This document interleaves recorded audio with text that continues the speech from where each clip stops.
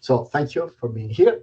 And this is Enemy with Purpose, design challenges that engage the players. Because this is a super important topic, which is not spoken enough. A lot of time we hear people talking about the 3C, camera, character, and controls, which of course are super important because the camera is the player, is really what it is. The camera is the player. The character, the avatar, is whoever the player is interpreting at the moment. That can be Kratos, a new character, Geralt, Ciri, a group of people, a car, anything. And of course, controls. How do you control? But I believe there is also a fourth C, so to speak. And this fourth C is conflict. Basically, the fact that you need to usually overcome certain challenges. Most of the time, these challenges are enemies. And now we will see. So first of all, who am I? I am Diego Ricchiuti. Nice to meet you, and thank you for giving me your time. And thank you, of course, to the organization to have me here. It's always a pleasure. And in case you're interested, you can feel free to add me on LinkedIn and invite me question or anything. And why can I talk to you about enemies? What makes me, able to do that? Well, I am a game designer and creative director by 16 years in the game industry. I am still am the game design director of AIV, the Italian Video Game Academy, which has over 20 years in forming the future of the game industry. I also worked on Ghost Recon Wildlands. I worked on Okunoka. I am the creator of Donate, the first donation game in the world. I have been lead designer on Dying Light 2. I have been game director on Enotria. I am the creative director of Quiet Place.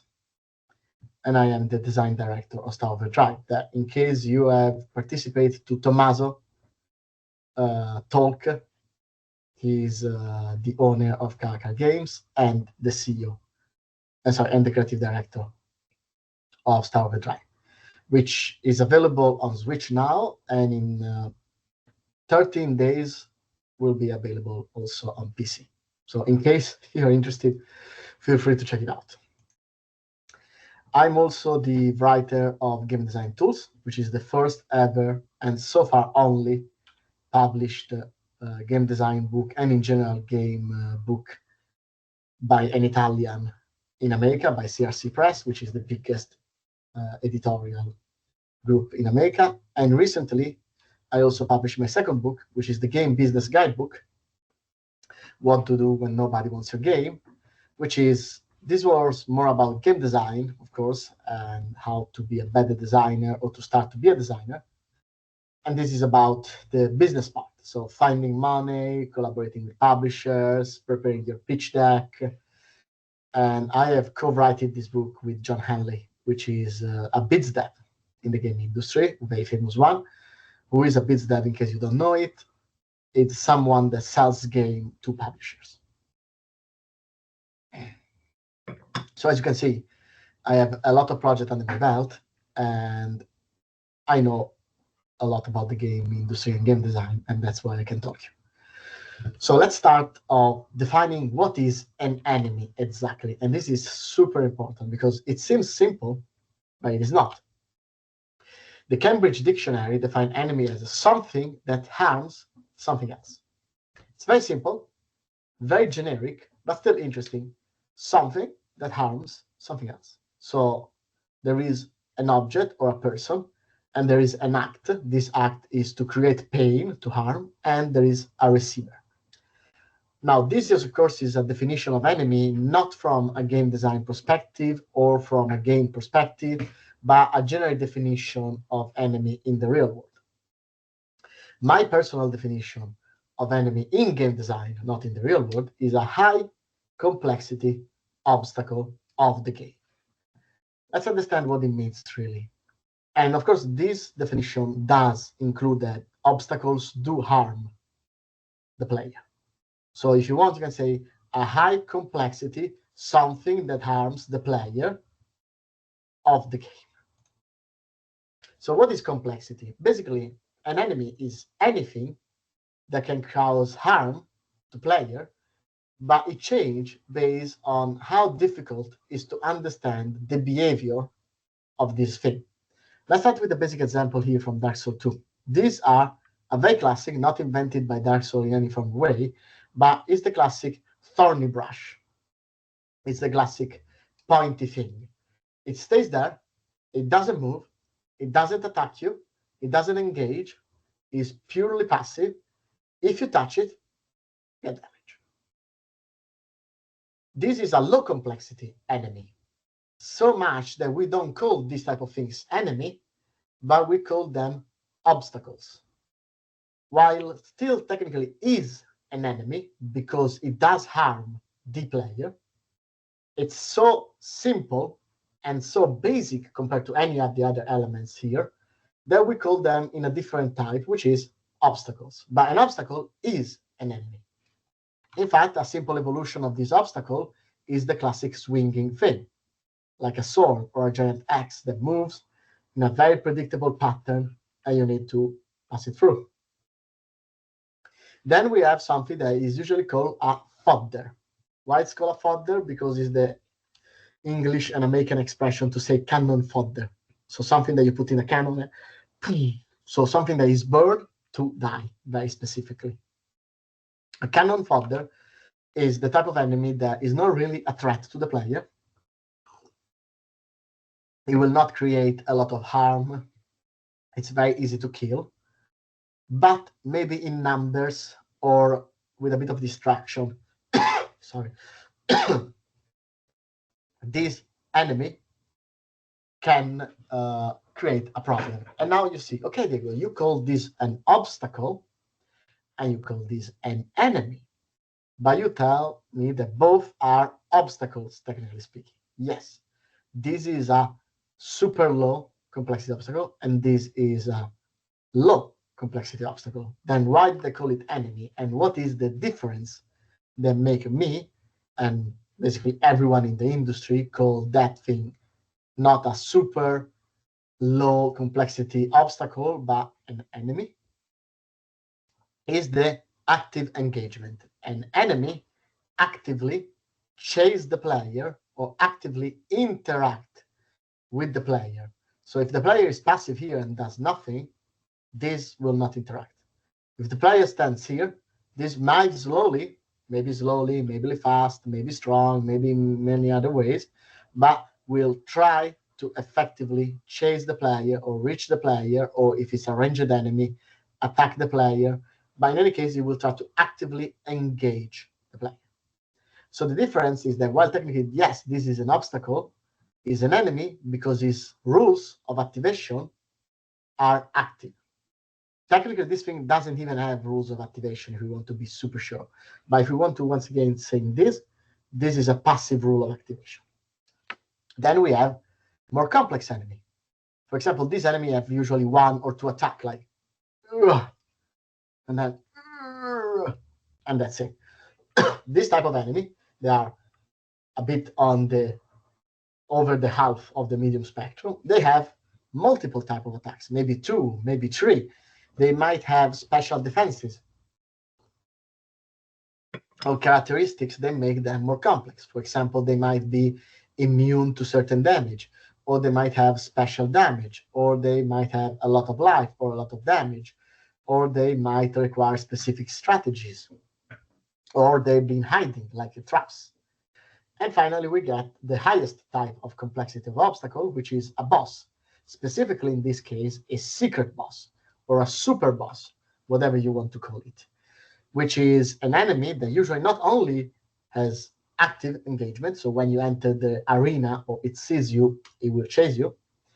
It also have special abilities. He has many types of attacks, and he has phases. 1, 2, 3, sometimes even 4 phases, depends on the type of game and the type of boss. This type of enemy has special attacks, special moves, special powers, special resistances, a lot of life, secret things, and that's why their complexity is on the high spectrum. So why is it important to understand this? Why is important to understand that all of these are technically obstacles, but based on the rules of engagement, the number of behavior, and their special ability, their complexity changes.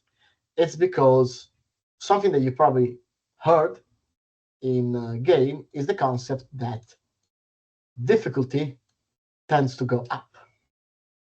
So if this is time or progression in the game, so game progression, and this is difficulty, this is usually how many games do this pace. You want to have more difficult things at the end and easier things at the start. But also you notice that you have low spikes, a moment in which the player face something that it's easier than the challenge they faced before slowly getting back to a higher challenge. Now, this is what is called pace. And pace is super important because if we have a constant rise, which is exactly perfect, the player will not feel that. Instead, if we have spike of difficulty with spike of easiness, this it's better for the feeling and it's better for relaxing. So having different type of enemies is important because by having different type of enemies, what we are creating is space for increase and decrease the challenge. So how to engage? This is the first rule. To engage player, you need to have different type of complexity in your obstacles or enemies to create this evolving pace.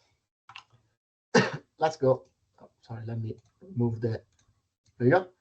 So how can we differentiate enemies? So how can we create different type of enemies? Now, there are several ways to do that, to create several different type of enemies. Now, we will see each and every one of these, and then we will see them together.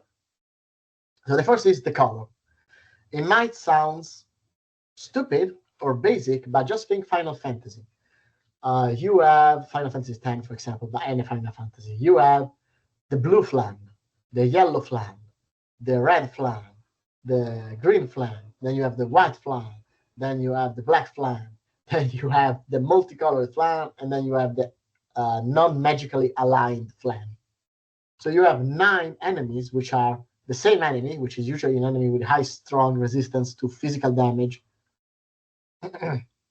1 magical weakness, and the other are magical resistances, and in different colors. Now, when you change the color, but the enemy is the same behavior with just some elemental difference, what you are creating is not a new enemy, but you are creating a variation of an enemy. Now, there's nothing wrong with a variation of an enemy.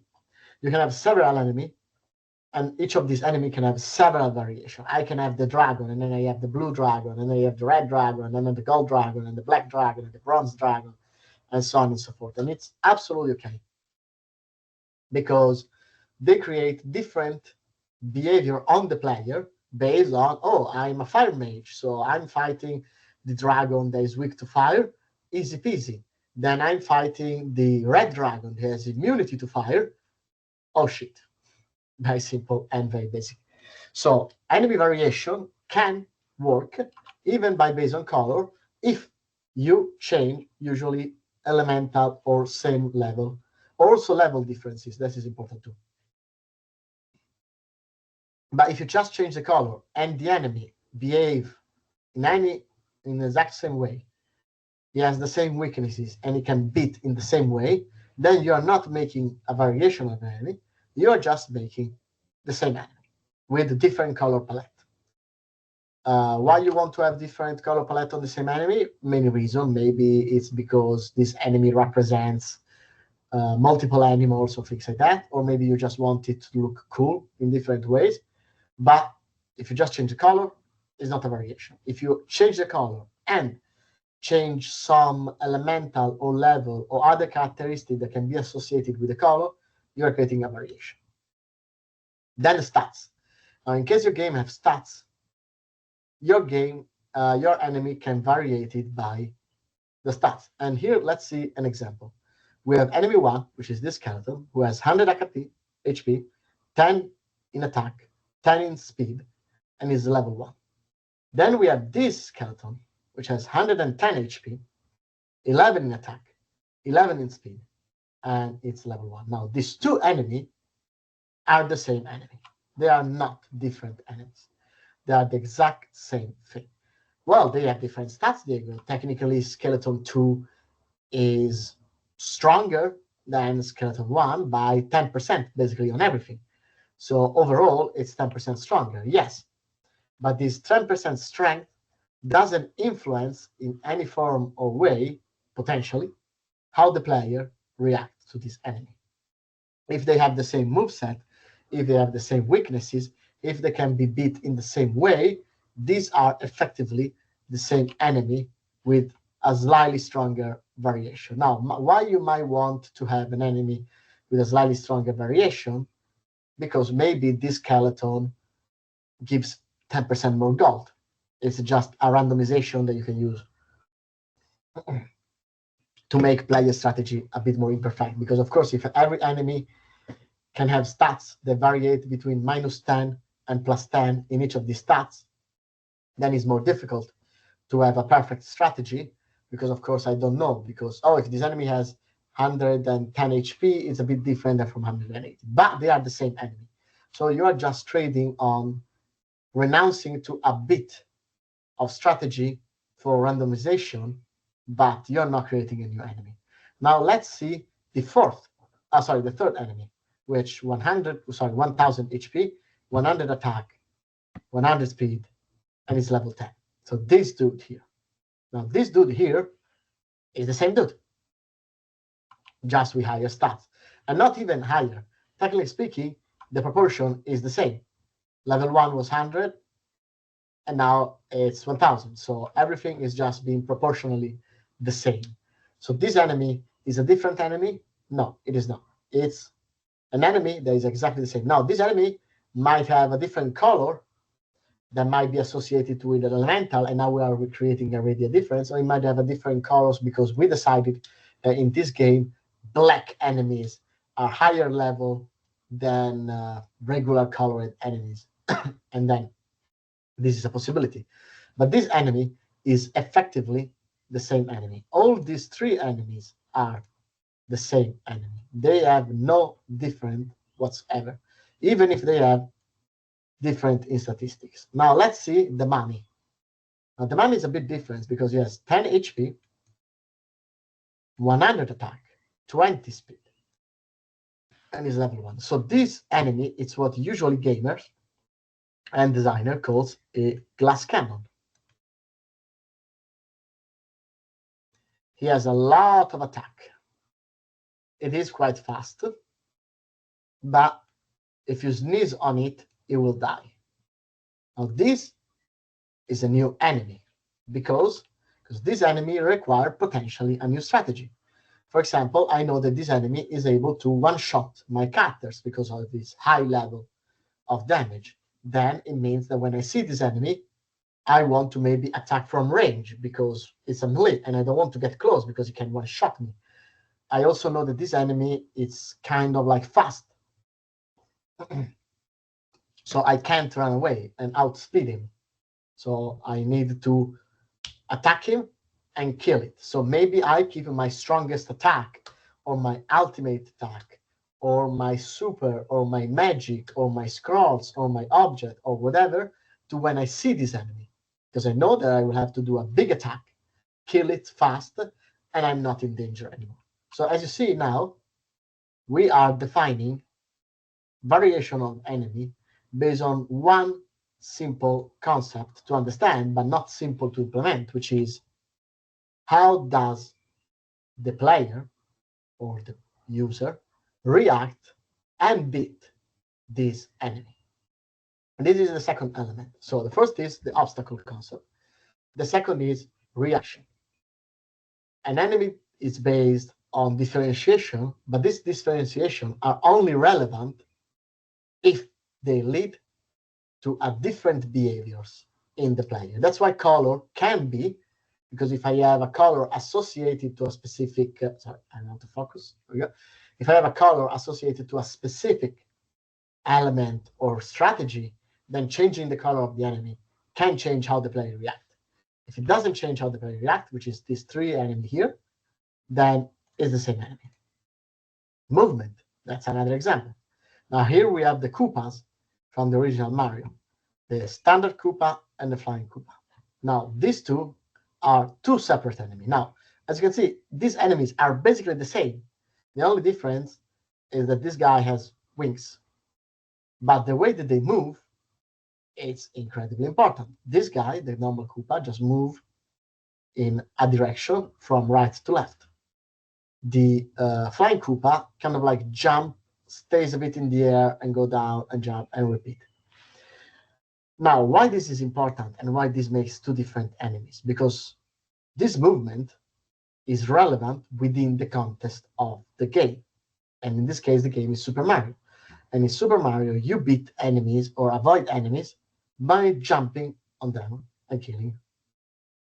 So why this is relevant? Well, because this enemy is easy. I am reaching and jump and go. This enemy is a bit more complex and requires me to study a bit better because I need to jump on it when it's here in the landing phase, or in any case going down on the curve. Otherwise, there is the risk that while I'm jumping, he go higher than me and I touch it and I die. So movement can be a source of differentiation in your enemy, but only if movement is relevant for your game. If movement is not relevant for your game, then the fact that an enemy moves in a different way, it's irrelevant. Let's think about a turn-based game. In a turn-based game, maybe the enemy can do a dance, he can have a special animation, standing still, but if his position or the fact that he's moving or is dancing or is behind the line or in front of a line, if that changed nothing, then it's not a relevant part of your experience and is not a way to differentiate enemy. Instead, if he moves, okay.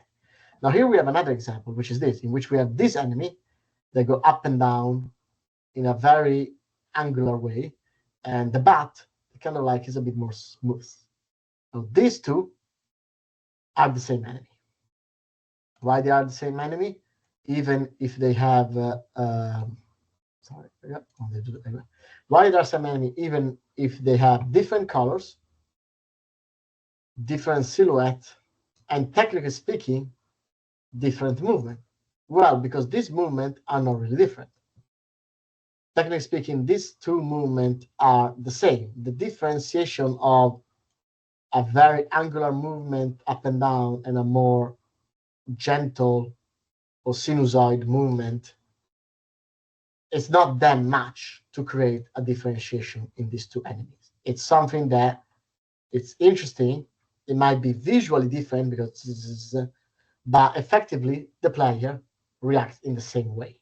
You will just wait until they're up or down, whatever is more convenient, and shoot them or avoid them or jump on them or whatever is the mechanic in the game. So even if something has a different movement, and even if the movement is relevant to the player action, if it doesn't change how the player interacts with the obstacle, it's not really creating a new enemy. So what's my suggestion here? Go extreme. There are many ways: fast, super slow, super fast. You can have standstill, teleportation, vertical, runaway, chasing, explosion when you get close, flying, movement in the flying, circling around you. And I can stay here at 10 hours, but really there are so many ways in which you can say an enemy moves and then discover if it's relevant and then discover if the player acts in a different way. Then we arrive to silhouette. Here we have Mario, Goomba, Bowser, Kirby, Metal Mask, Master Chief, Pac-Man. Well, one of the ghosts, I don't know, maybe Pinky, who knows, Sonic, and Dr. Eggman. So silhouette is super important. Why? Silhouette is another way in which we can differentiate of course, the enemy because they look different, but also it's super important because the differentiation in the silhouette should be applied and should be used to understanding if the enemy is different. Now, there are certain rules that we will see, like round cutters tend to be perceived as more friendly than spike enemies. Spike silhouette like this that has a lot of triangles here, here, here, here, here, here, here, here, here. And square shape like this, a lot of squares, a lot of rectangles here, are seen as more robust shape. And Eggman, well, it's literally an egg. It's the entire concept of being an egg. So silhouette, it's super important, but silhouette, and this is the part that I want to talk about, it's not how you start to design an enemy, but it's the last part of the design process of an enemy. So you don't start by drawing an enemy and then thinking how this enemy will work, how this enemy will move, how this enemy will do whatever it does in the situation, but you do the opposite. You create a list of enemies who have different behavior, different abilities, different characteristics, different everything you want it to be different, that you approved, and from that, you ask yourself, your team, your concept artist, whatever you want to use, to create the silhouette. Sorry, let's say sometimes sorry. And then you ask your team, concept artist, your friend, a tool, whatever you want to use to create the silhouette of this enemy to have specific characteristics, to have specific elements. Like I want it to be perceived as a tank. I want it to be perceived as dangerous. I want it to be perceived as fast. This is another classic example. Fast enemies tend to have big legs. Big legs, big legs, big legs, big legs. Like slower enemies have small legs, no legs, or things like that. Because that's what we usually do. When we, as human beings, recognize someone that tends to be fast, we think that has long legs or strong legs. Another critical element is proportion. Now, this is a very rough representation, but an interesting point, which is the representation and proportion of your head through your body the more you age. So conceptually speaking, when you are a baby, you have 4 heads. So your head is a quarter of your body. And the more you grow up, the more your head becomes less a part of your body. So an adult, usually, it's 8 or 9 heads. So it means that his head, proportional to his body, is 8 or 9. Now, if you see movies like Megamind or anything like that, you know that literally Megamind has a big head. And why he has a big head? He has a big head because it's the Megamind. So, of course, his head, his superpower and his strength. But also Megamind has his head because it's a positive character. At the end of the day, spoiler, sorry, Megamind is a good guy. He will become a hero. And he needs to be perceived as a sort of positive figure. He needs to be perceived in a cute way. And to do that, his head is bigger. Because if his head is bigger, he looks a bit weird, absolutely, but it's okay, he's an alien. But also, the proportion of his head become more similar to this, or this. A teenager or young kid is basically reverting into a more cute form or less dangerous form. That's something that you see if you watch animated Japanese art, anime.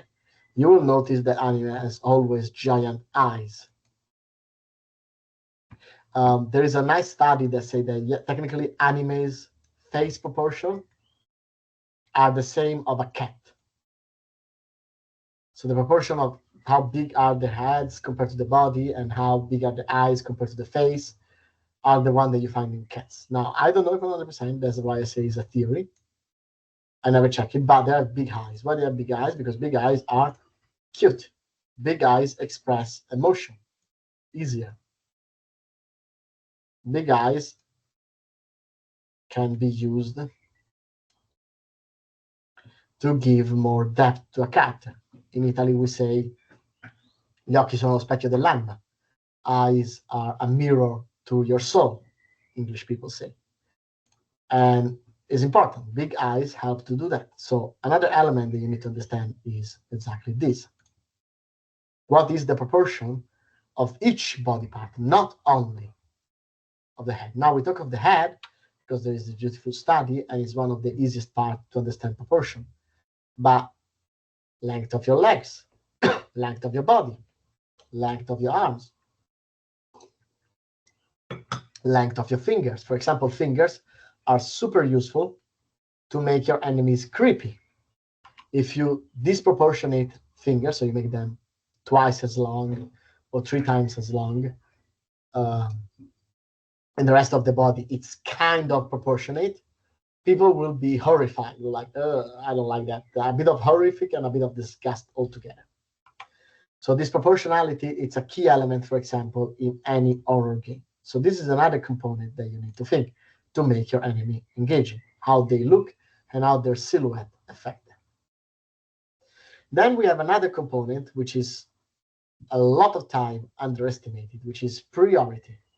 Now, let's say that we have a game in which you face hordes of enemies, a group of enemies, not only single one-on-one.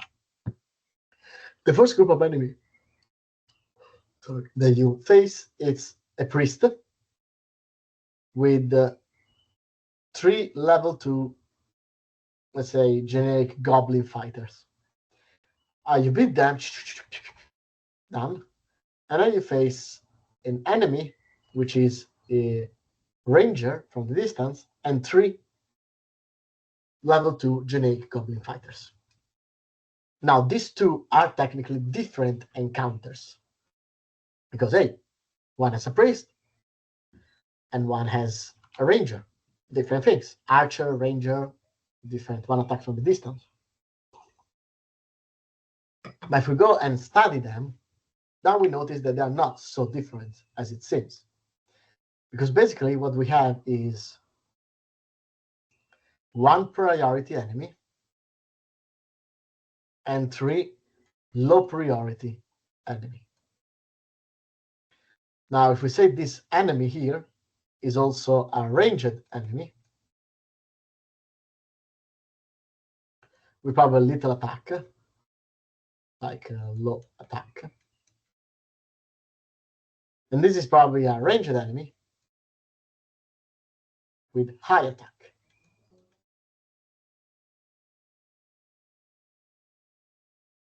So basically, this part are the same. This part are the same. The priority is the same. The priority is the same.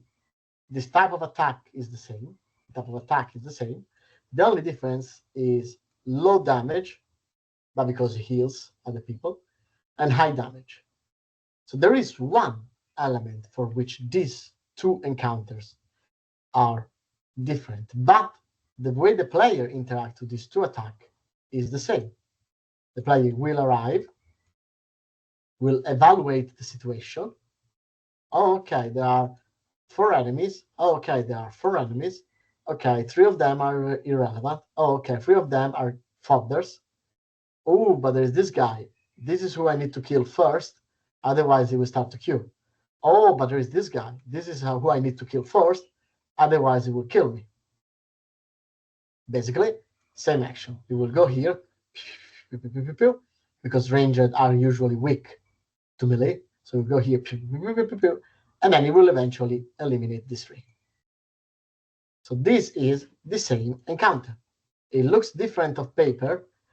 It respects some of the characteristics that we said before, but it's the same encounter. Because the resolution strategy is the same. Now, we talk a lot about this concept of resolution strategy, how the player faces the challenge, how the player faces the obstacle, because it's the most critical component. all the other components we are discussing here, including priority and changing priority, are irrelevant if the way that the player solves the problem is the same.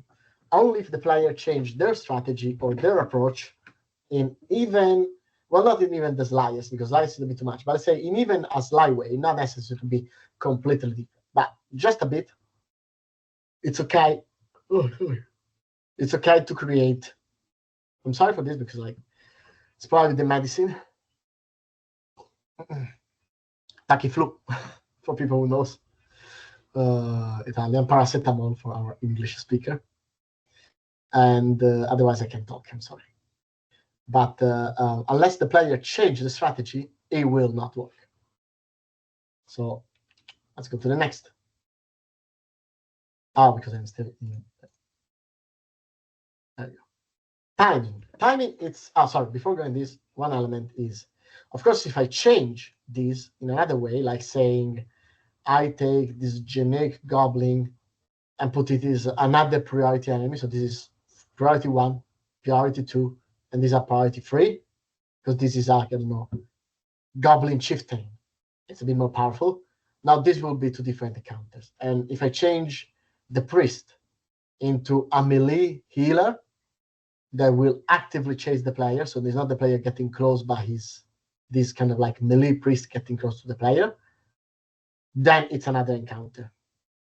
Because at this point will be 3 enemies of the same type, same priority, but melee versus ranged. This will change the way the players will interact. Same thing for this. If I make them archer instead of fighters, will change the fight. Timing. Timing, it's interesting because it's a critical component in understanding if the enemy is different. Here there is an example from Super Mario in which the piranha plant and the fireball from the lava pit are the same enemy. Because basically they have a timer, and in this timer they are deactivated, so they have a delta time of deactivation, and then they have a delta time of activation. This activation is based on verticality, and is usually based on jump. The resolution requires them to jump on here and here doing this jump. So the resolution is the same, they have the same delta time, they have the same movement type, they are the same enemy. Now you will say, okay, Diego, but no one calls the delta plant, the piranha plant, and the lava, the fireball, the same enemy in Super Mario. No one has ever called them. Yes, of course, because player don't need to understand that. And that's why I say that the first point to change an enemy is the color. And this is a perfect example. One is green and one is red. Yes, they also change the silhouette, but they are technically variation of the same enemy. Variation of the same enemy is perfectly okay if you manage to hide it this and people is okay. But timing is a critical component to understand a difference in enemies. Enemies that attack in the same way or have the same pattern or the same timing in the pattern, they are eventually perceived as the same obstacle and the same challenge, which sometimes can be good. For example, if your game is very punishing, having enemies in which they are super attack that must be dodged as always the same or almost the same timing for each of these enemy can be a good thing because the player will get better at the game, not because he was actually getting better, but it's because every enemy has the same timing thing. But it can also be boring. If the player notice these smoke and mirrors, he will start thinking, oh god, this game is so boring, it's so easy, now I can beat every enemy. So timing is another critical component, another critical element for differentiation in enemies. Of course, we have range. Range, it's one, if not the easiest way to create differentiation in enemy. And to do that, I'll give you a simple example of any shooter ever made. So usually shooters have shotguns.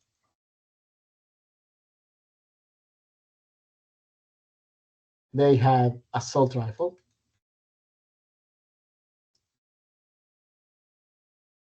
Oh, they have sniper rifle.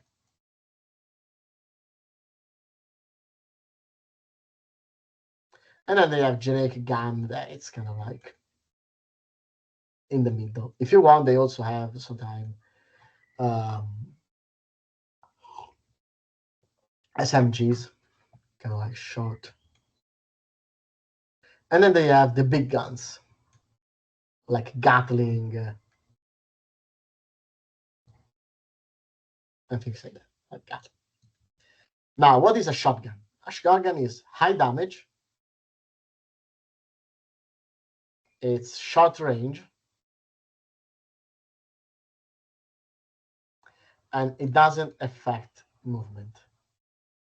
Movement is the same. An assault rifle, it's medium damage,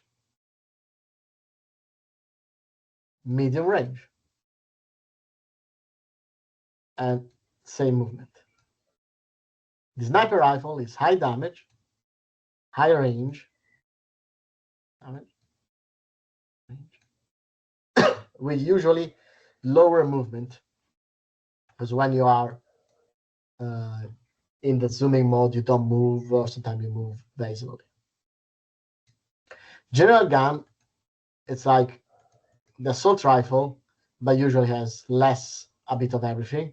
It's kind of slightly less efficient in everything. The MSG are usually on low damage,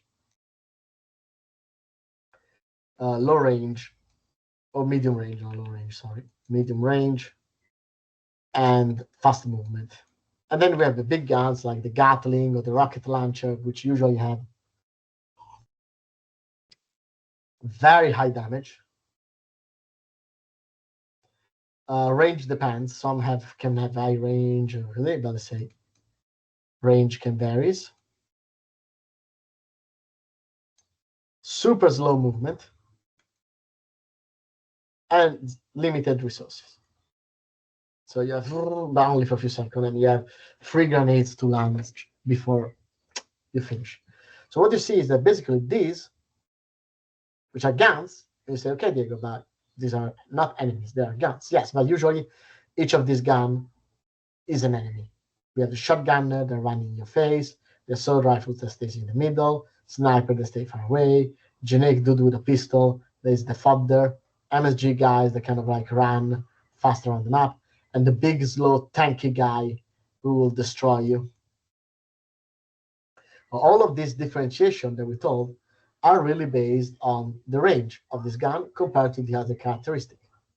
Because if I say that each of these guns has the same amount of damage, we can still call them shotgun when it's close, assault rifle when it's medium, and sniper rifle when it's from far away. Sorry.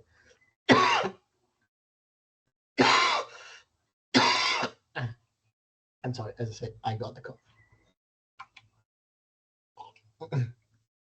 Now you see why I need the medicine.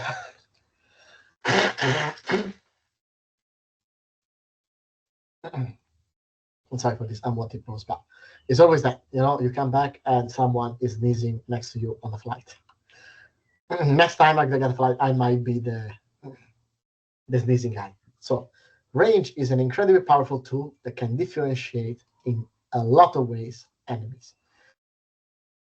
It's a relatively easier to do way because range is usually not super difficult to do. Having an enemy that can attack from the distance is not a difficult thing to do, but it can be a challenge in game design. Game design can be very difficult because if the enemy is too far away, you don't see him, and if the enemy is too close to you, it covers your vision, so you don't see the rest of the things. So range can be tricky. Counters. Now, counters, it's a cheat code, let's say, for enemies. Can I ask anyone here to write me in the chat or to tell me by voice by unmuting the last game they've played or they are currently playing?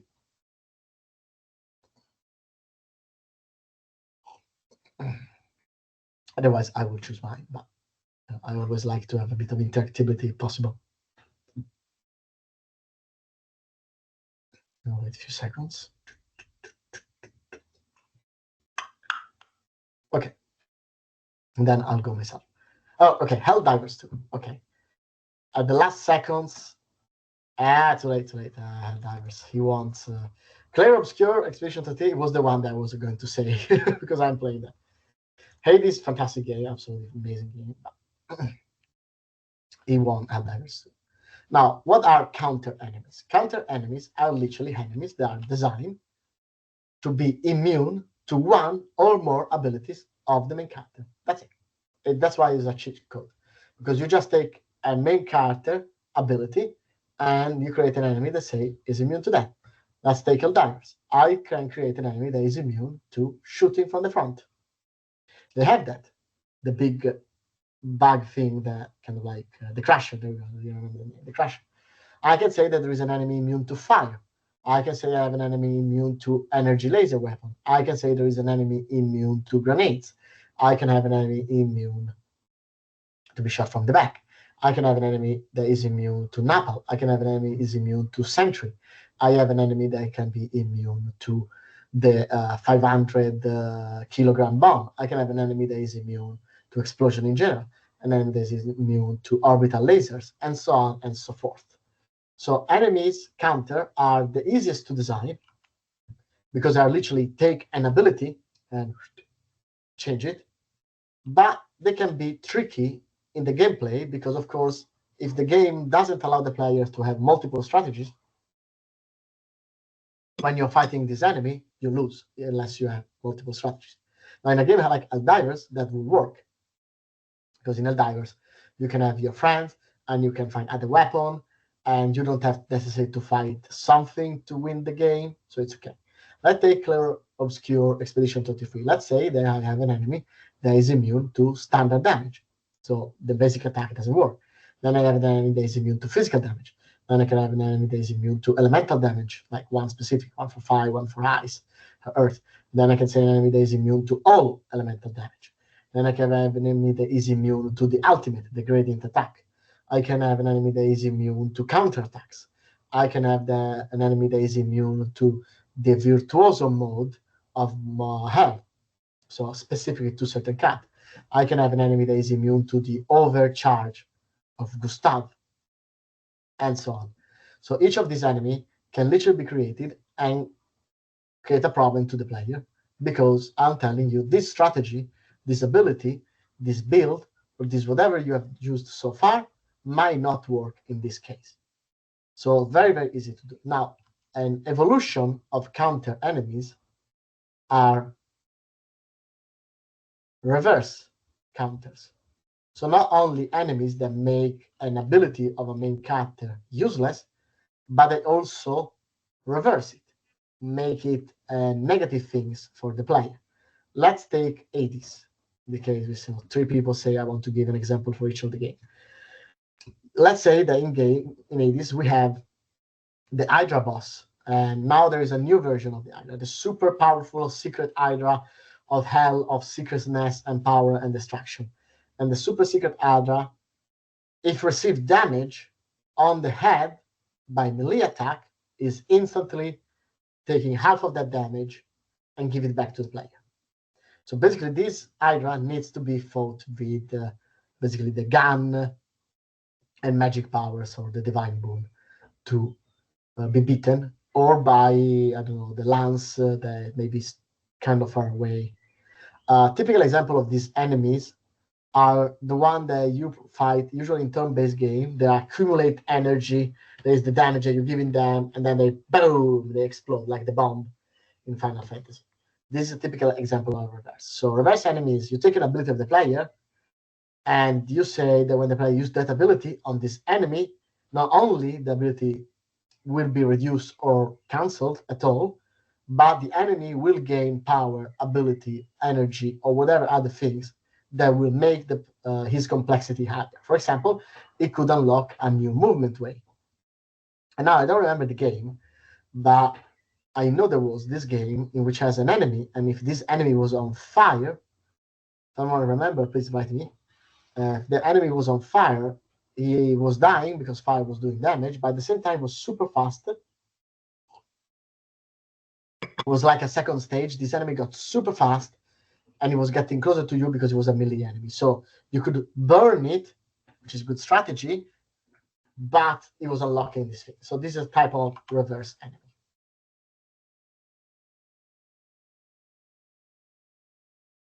Then we have another division, which is the division by purpose of the enemy. So other than dividing the enemy in the characteristic that the enemy itself needs to have to do certain things, we can divide the enemy into the category or type of things that the enemy is recognized as the player. Here we have a selection from Chain of Olympus, God of War, a PSP game, in which we have smashers, which are fodder, emphasizer, challengers, and enforcer. And each of these has a class. So what it means? It means that the Persian warrior, it's still a fodder, but it's a class 2 fodder, which means it's a slightly stronger version of a class 1 fodder. But they are both a fodder. They exist to die. That's the entire point. A fodder exists to die. Why do we want to have an enemy that exists to die, you may ask? Because we want the player to beat people. That's the thing. And when we love that the player beat people, they need to feel that they're killing a lot of them. So we need things that die very quickly. Then we have the emphasizer, that, as you see, is the majority of the enemies. The emphasizers are enemy that usually reward a specific type of style for the player. Like, oh, this enemy will reward you by being killed faster, or by being better killed, or more beautiful kills, or unlocking more powers or more experience or whatever, by doing a certain things. Like, oh, if you shoot this enemy, it dies faster. If you use melee, it dies faster. If you use fire, it dies faster. Emphasizers are slightly stronger than smashers, but really nothing changed. Then we have enforcer. As you see, enforcer is only 2. Enforcers are counter enemies, the one that are immune to certain things or require the player to apply a certain strategy. Now you notice here that these 2 enforcers are the Hoplite, which is a shield. It requires you to beat the shield before being able to kill them, and the Death Guard that can be hidden only in certain ways. Now, this game, which was wildly successful and still is considered a good game for PSP, of course, we're talking a lot of years ago, but still doesn't have any reverse enemy. So the one before, then I take a counter and I also add a negative, because as I say, reversal are very difficult and rarely present. And then finally we have challengers. Challengers are the enemies that actually, as the name says, are challenging. They're not boss. It's something that players now call elite enemies. These are actually the ones that the player should care and should feel as dangerous.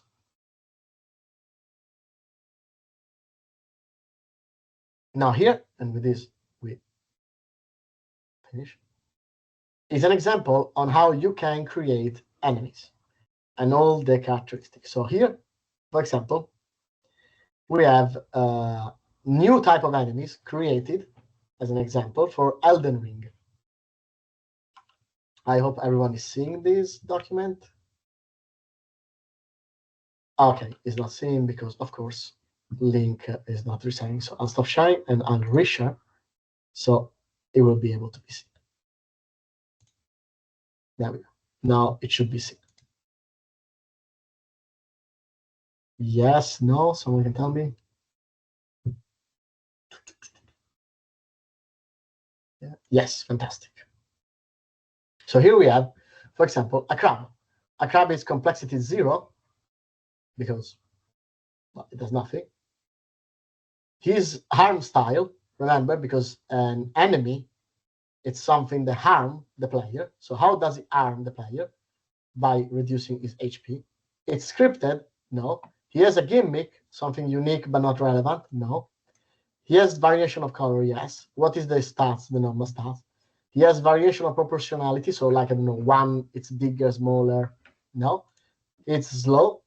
His silhouette is unique. It doesn't have characteristic. In group, it's lower value. His timing is a class. Range is micro. He needs to be super close.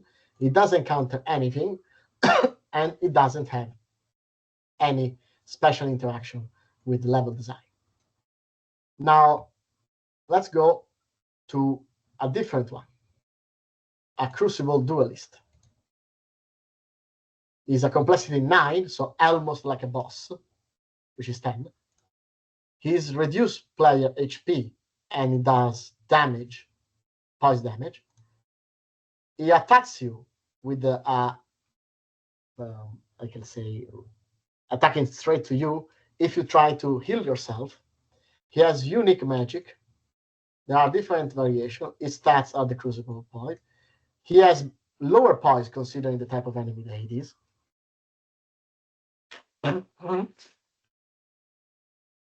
It can be normal speed or it can be fast. He has a unique silhouette. He has a second phase.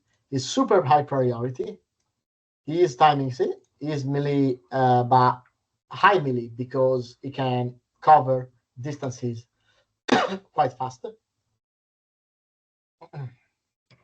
He can parry the player, and it doesn't have interaction with L&D. Now let's take a generic enemy like this one, and now create a variation of the enemy.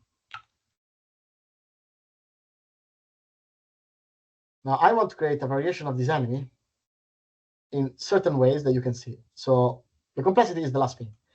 Let's start changing the harm style. For example, let's create an enemy that instead of doing damage to the player health, damage is magic. So reduction of mana. It's not scripted, not gimmick. Yes, the color of the faction. It's a Godric soldier standard thing. Same proportionality, same thing, same. Everything is the same.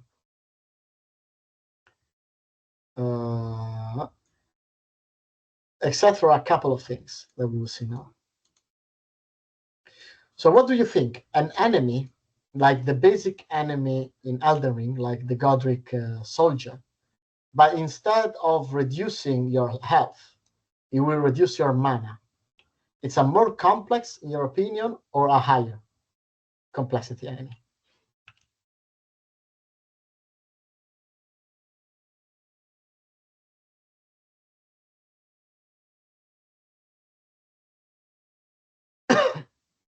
Yeah, just tell me what you think.